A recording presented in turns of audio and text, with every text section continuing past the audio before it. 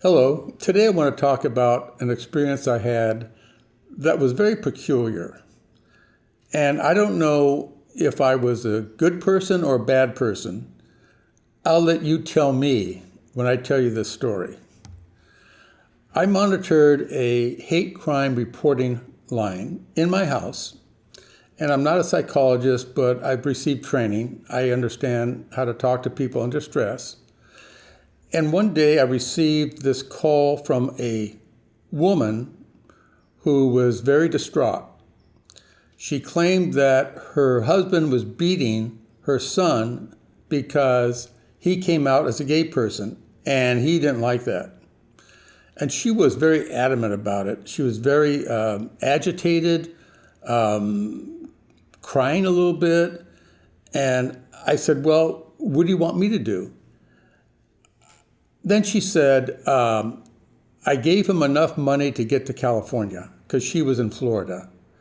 And she said, we have a lot of money. We own 15 Burger King restaurants all over the place and in Southern California. And don't worry, Jack, whatever you spend on him, whatever money you give him to help him get started out there, I'll pay you back in fold. Twofold, threefold, don't worry about it, we're loaded. And I said, well, how am I going to get a hold of your son? She said, well, I'm going to call him and give him your phone number. Is that okay? I said, sure. Okay. So I hang up. Probably 20 minutes later, I get a call from a man named Lynn. And she told me her son's name was Lynn. And he's in Los Angeles, I think Hollywood, and he was at a Fat Boy burger place. And I said, well, what do you want me to do for you? I said, do you want me to take you to some shelter where you can spend the night, or you want me to call the police, or what do you want me to do? He said, well, I'm so confused. I've never been in California before. I don't know what I'm doing. I don't know. What could you do for me? I said, well, I could pick you up and bring you down here to Long Beach. There are facilities here. Maybe you'll go to one of those. But why don't we come down and talk? So I go all the way up to LA, about an hour's drive. And there he is in front of, there's a guy in front of Fat Boy Burger. And I assume it's him. So I go up, I pull up the car next to him, and I said, are you Lynn? He says, oh yeah, you're Jack. Okay. I said, well, hop in. So he hops in, and I'm taking him back to my house in Long Beach. And we didn't talk too much in the car. He was kind of distraught. I didn't want to be pushy. So when we arrived at my house, and by the way, he had no luggage, no bag, no backpack, just the clothes he was wearing. And it was in the afternoon now, and we went out to my backyard, sat in the patio chairs, and we just talked. And he started crying. That got to me. And I was thinking, what terrible father would beat his son? And I was thinking in my mind, does he got big bruises on his back? Or, it was just awful what I was thinking. And so he thought that he could start over in Southern California. Long Beach would be fine. Maybe I'd help him get a place to stay. I didn't have any solutions at hand. So I let him stay in the guest room overnight, and he did. And the next morning, I went to work, and I left my house. I felt okay with that. And then I went home for lunch, which I usually don't do. I live close to work, but I usually don't go home for lunch. But he was there, and I wanted to check up on him. When I got home, he wasn't there. So I went into his room, and I found a piece of paper that looked like some kind of a car registration or car document. And it had a phone number on it. So I called the phone number.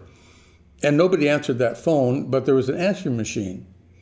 And I left a message saying who I was, and Lynn is staying with me. I'd like to know what's going on. This is really confusing. And I didn't hear back from them right away. So I went back to work, and then came back in the evening. And then I looked around the house, and some things were missing, some minor things that were not too important to me. A couple $100 I had in the drawer was gone. I wasn't very concerned about that. As much as the mother mentioned, give him this money and that money, I was never going to do that. I was just concerned about trying to help him out, finding some place for him to stay, and he never came back.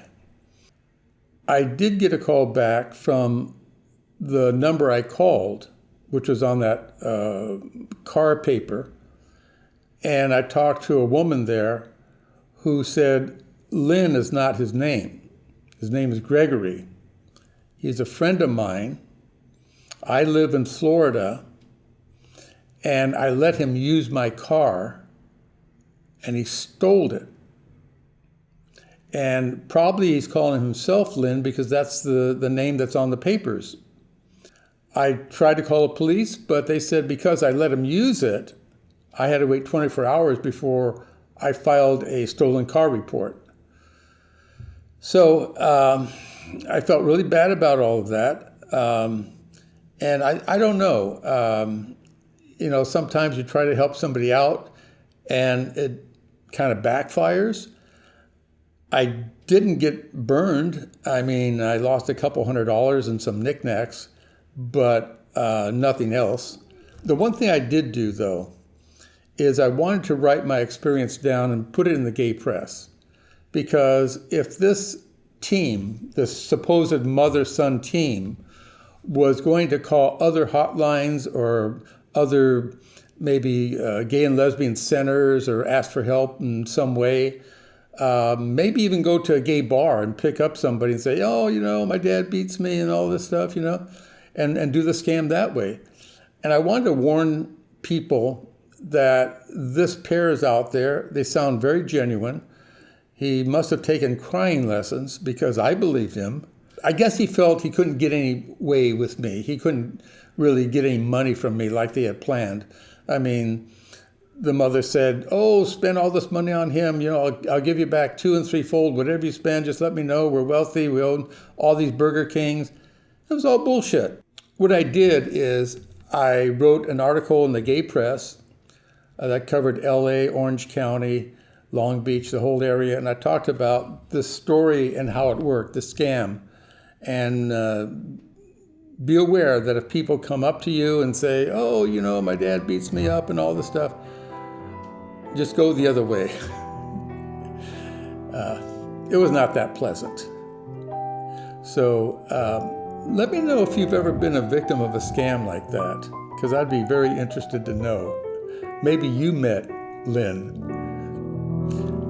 Thank you for watching.